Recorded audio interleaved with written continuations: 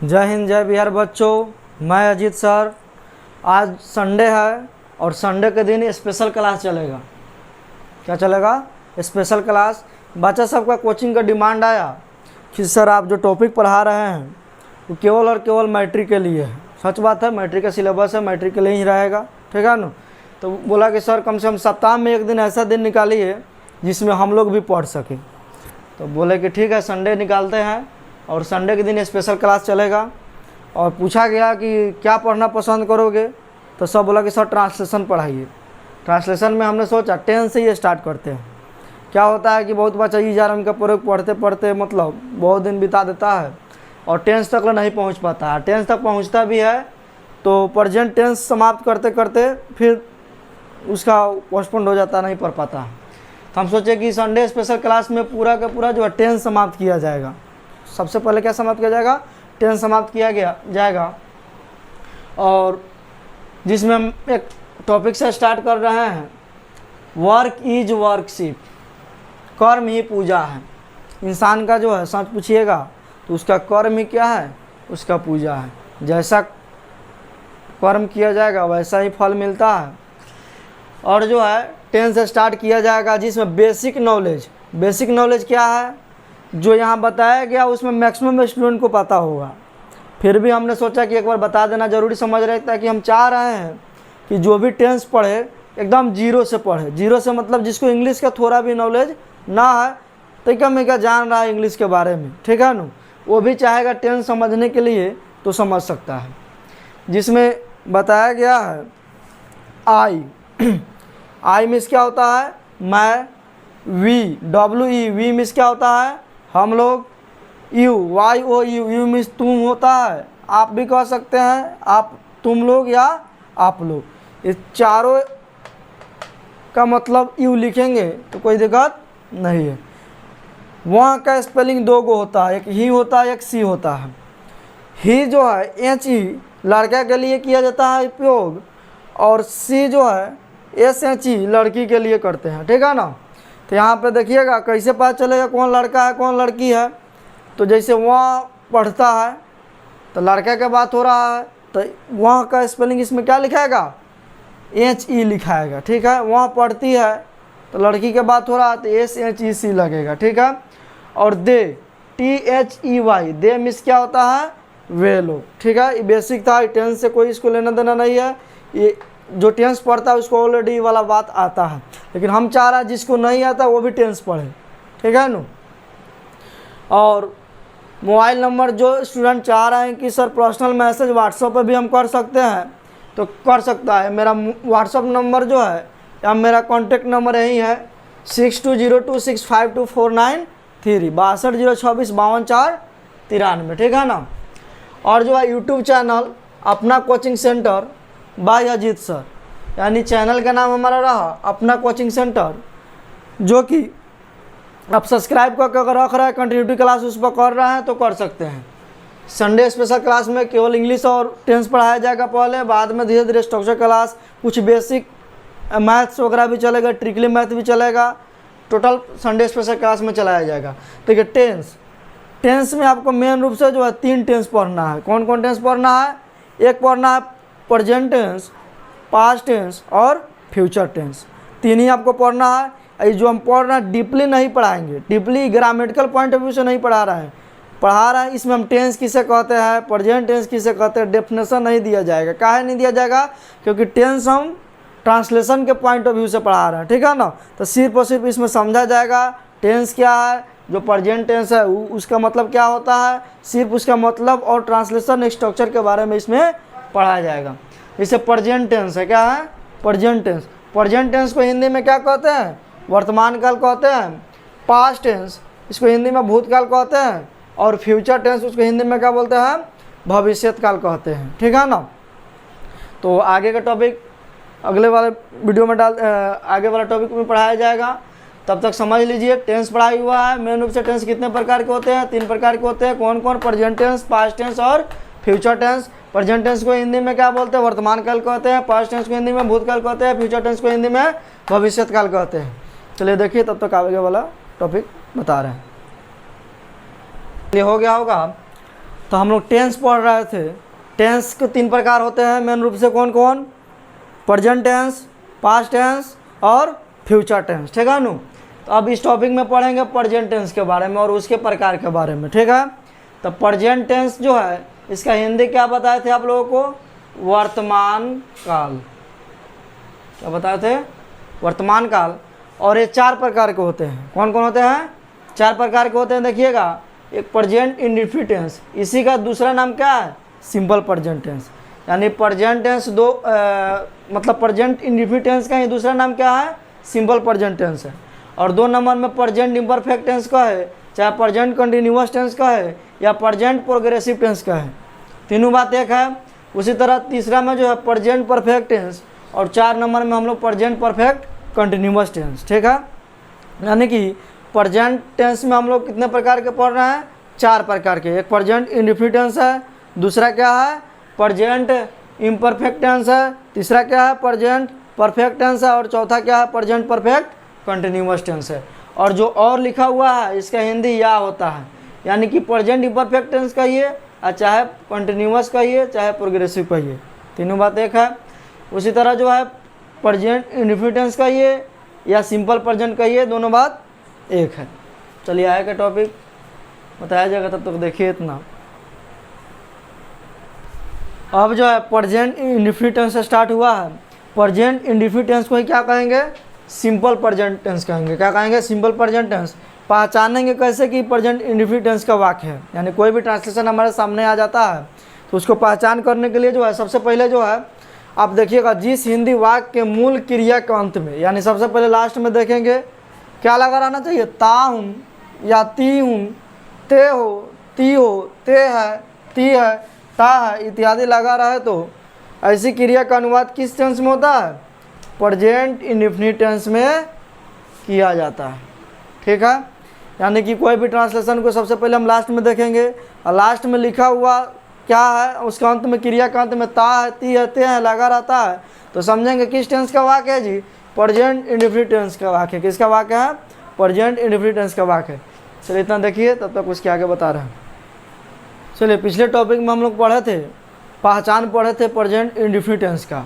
जो पहचान था, जिस हिंदी क्रिया के अंत में ता है, ती है, ते है लगा रहा है, तो वह टेंस किसका उसका अनुवाद जो है प्रेजेंट इंडेफिनिट टेंस में किया जाता है। देखिए अब हम लोग पढ़ेंगे सेंटेंस, अफर्मेटिव सेंटेंस। आपको सेंटेंस जो है सब में आपको 6 सेंटेंस पढ़ना है। कौन कौन सेंटेंस? एक अफर्मेटिव सेंटेंस पढ़ना है, निगेटिव पढ़ना है, इंट्रोगेटिव पढ़ना है, इंट्रोगेटिव प्लस निगेटिव पढ़ना है, WHQ पढ़ना है, और छठा जो है WHQ प्लस निगेटिव पढ़ना है। तो अफर्मेटिव सेंटेंस का स्ट्रक्चर देख लीजिए, होता है सब्जेक्ट, S4 क्या बोलेंगे यहाँ पे? सब्जेक्ट, सब्जेक्ट प्लस V1 या V5 प्लस OW। अब किसके साथ V1 लगेगा, किसके साथ V5 लगेगा? तो देखिएगा नोट 1 में देखिएगा I, V, U, दे तथा एक नाम से अधिक के साथ V1 का प्रयोग किया जाता है। I, V, U, दे तथा एक नाम से अधिक के साथ V1 का प्रयोग किया जाता है। अब उसके नीचे वाले नोट में देखिएगा ही, सी तथा एक नाम के साथ V5 का प्रयोग किया जाता है। V1 V5 क्लियर हो गया, किसके साथ करेंगे? तो V1 का प्रयोग जो है I, V, U, दे तथा एक नाम को अधिक के साथ करेंगे प्रयोग उसका, और ही, सी तथा एक नाम के साथ क्या करेंगे? V5 का प्रयोग करेंगे, ठीक है ना। चलिए ठीक है, इतना देखिए, फिर इसके आगे बढ़ते हैं। पिछले टॉपिक में जो है, पिछले टॉपिक में हम लोग पढ़े थे V1 V5 का प्रयोग, यानी बताए थे V1 का प्रयोग किस में करना है, तो बताए थे I, V, U, दे तथा एक नाम के अधिक के साथ किसका प्रयोग करना है? उसमें V1 का प्रयोग करना है, तथा ही, सी एक नाम के साथ V5 का प्रयोग करना है। अब ये बहुत स्टूडेंट का जो है प्रॉब्लम मतलब है कि सर V1 का मतलब क्या हो जाएगा, V5 का मतलब क्या है? तो उसके मतलब इस नोट द्वारा समझेंगे। V1 का मतलब वाक्य में, यानी जब हम ट्रांसलेशन देंगे, अनुवाद देंगे, उसमें उसके वाक्य में जो है क्रिया यानी वर्ब का स्पेलिंग में स्पेलिंग ज्यों का त्यों लिखते हैं। यानी V1 का स्पेलिंग जैसे मैं पढ़ता हूँ, ठीक है ना, तो पढ़ना का स्पेलिंग जो है रीड होता है। क्या होता है? रीड होता है, तो रीड का रीडे होगा। V1 का मतलब क्या हो गया, ज्यों का त्यों, यानी रीड का रीडे होगा। पढ़ना का स्पेलिंग ज्यों का त्यों हो गया, ठीक है। अब वहीं जो है नोट दूसरा में देखिएगा, V5 का मतलब वाक्य में क्रिया यानी वर्ब के स्पेलिंग में एस या ईएस लगाते हैं। जैसे मैं पढ़ता हूँ, वहीं ट्रांसलेशन को रिपीट कर दिया जा रहा है।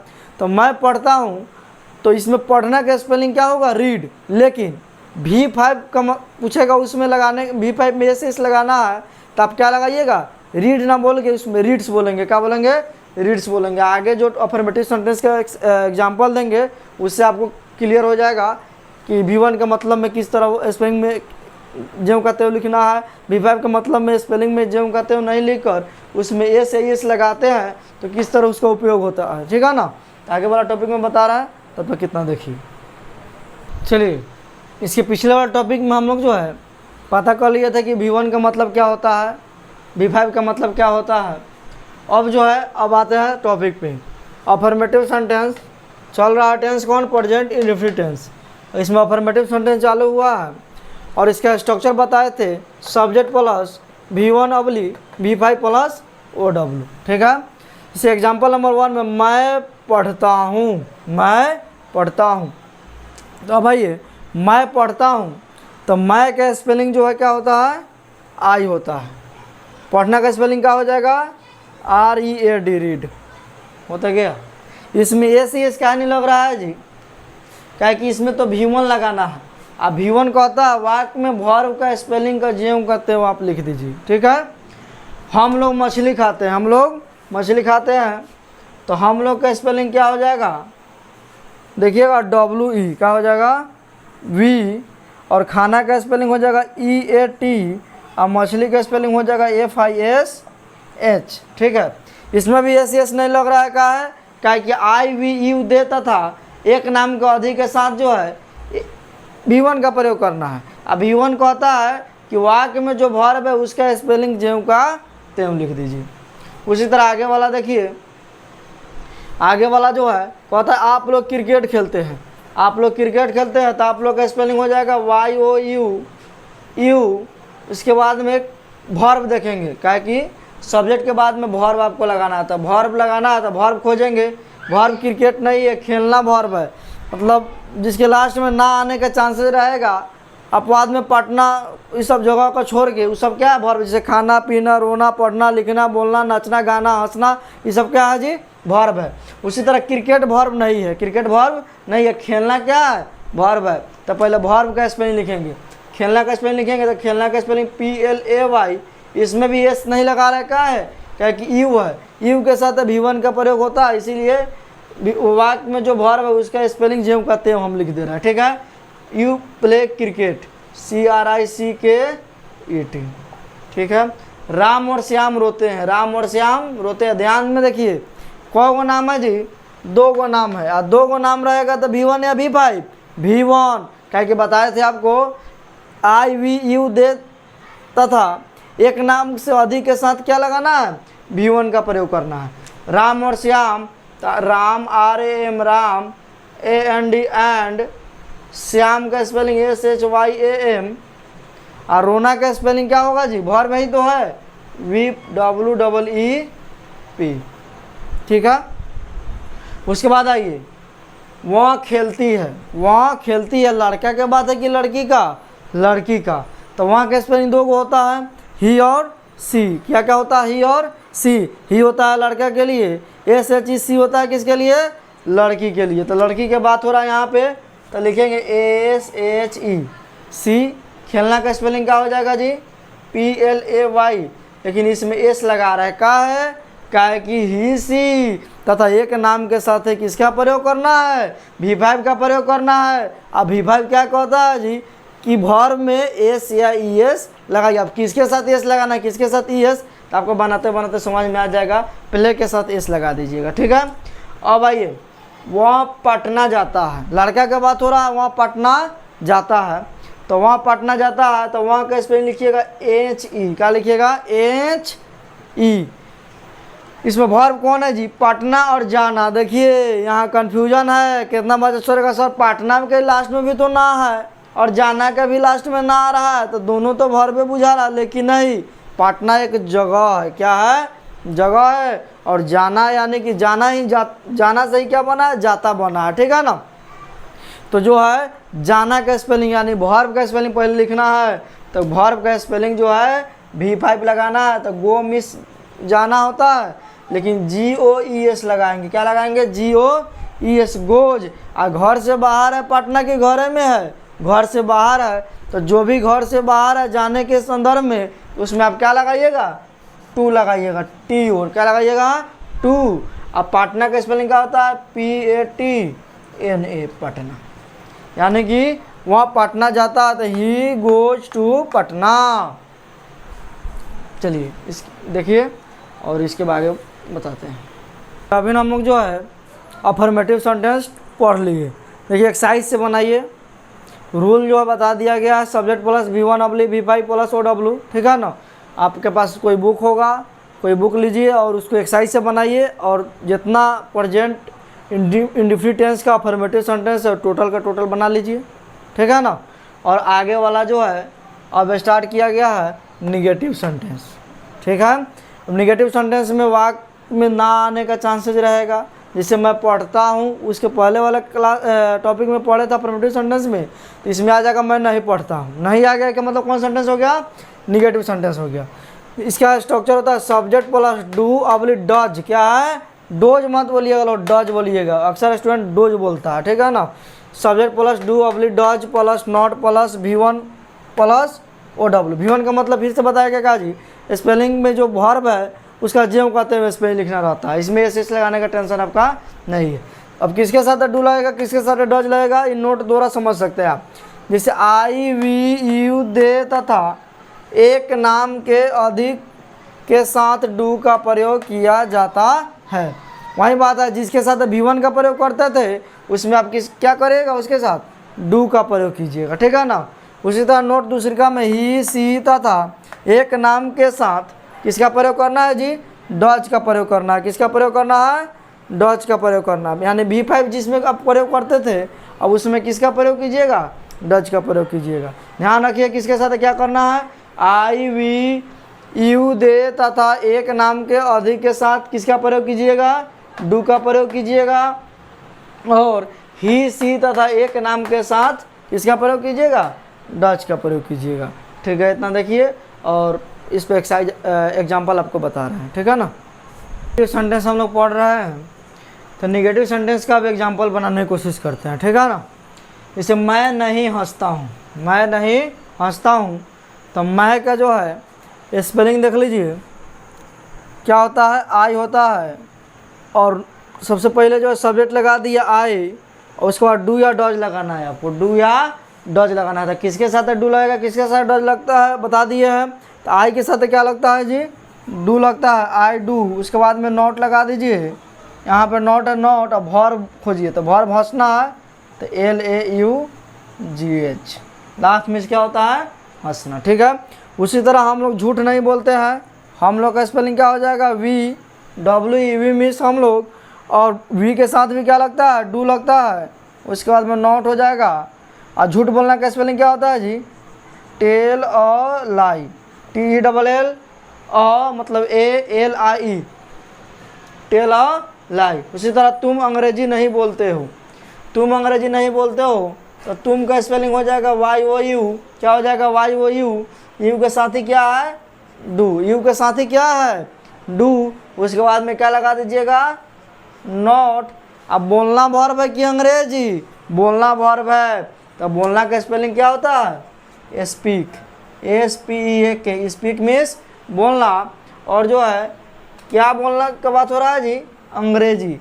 अंग्रेजी को इंग्लिश में क्या बोलते हैं, इंग्लिश, ENGLISH, ठीक है। उसी तरह वह नहीं नाचती है, लड़की का बात हो रहा है, तो सी लगेगा।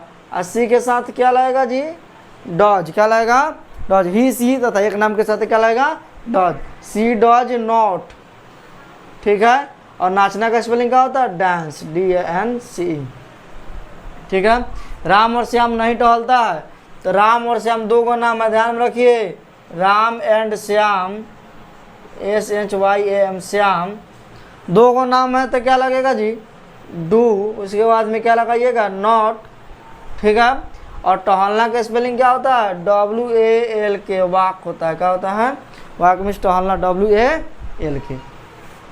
सोहन नहीं रोता एक नाम है, कौन नाम है जी, एक नाम है, तो SOHAN, सोहन एक नाम है, तो सोहन डॉज हो जाएगा, डॉज। और रोना के उसके बाद क्या लगाना है, नॉट, क्या लगेगा, नॉट। और रोना का स्पेलिंग यहाँ पे लिख देना, वीप, WEEP। देखिएगा, सोहन नहीं रोता है तो सोहन डॉज नॉट वीप। देखिए आज बार इतना ही रहने दिया जाए, ठीक है ना। और कंटिन्यू बना के रखिए। चैनल का नाम है जो है अपना कोचिंग सेंटर, ठीक है।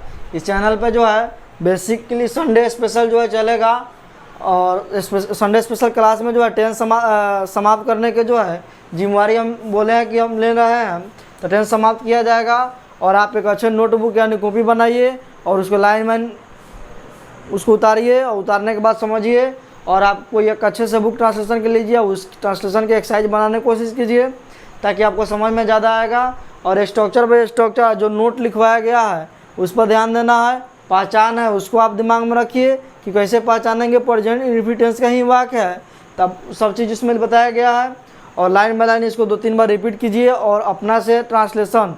देखिए एग्जाम्पल यहाँ पे 5, 6, 7, 4, 3 देख कर ही आगे वाले मतलब सेंटेंस पर हम चल जा रहे हैं, लेकिन आपके पास बुक है, उस बुक में बहुत सारे क्वेश्चन है, उसको बनाइए। चलिए ठीक है, थैंक। चलिए आज भर इतना ही रहने दिया जाए, मिलते हैं आगे वाला टॉपिक अगले वीडियो में। इसको अच्छे से आप रिकॉल कर सकते हैं घर पे भी, ठीक है ना। चलिए ठीक है, थैंक यू।